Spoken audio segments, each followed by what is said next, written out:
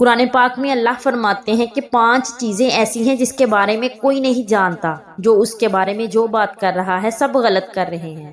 اللہ کہتے ہیں سوائے اللہ کے کوئی نہیں جانتا قیامت کب آئے گی، بارش نے کب کہاں اور کتنا برسنا ہے کوئی نہیں جانتا، رزق کس کے پاس کتنا پہنچے گا، اللہ فرماتے ہیں کوئی نہیں جانتا صرف میں جانتا ہوں۔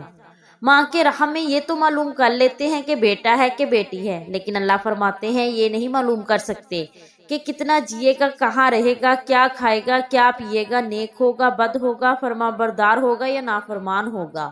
اللہ فرماتے ہیں کوئی نہیں جانتا۔ کوئی نفس یہ نہیں جانتا کہ انسان کو چھوڑو کیڑے مکوڑے بھی یہ نہیں جانتے کہ کل ان کو رزق کہاں سے ملے گا۔ 5ویں چیز کسی نفس کو نہیں پتا کہ اس کو موت کب آئے گی اور کہاں آئے گی۔ یہ 5 چیزیں کوئی نہیں جانتا۔ اب ان 5 چیزوں کا براہ راست ہماری زندگیوں سے تعلق ہے، تو پھر یہ کیسی زندگی ہے، یہ کیسی دنیا ہے کہ جس کے بارے میں کچھ بھی نہیں جانتا۔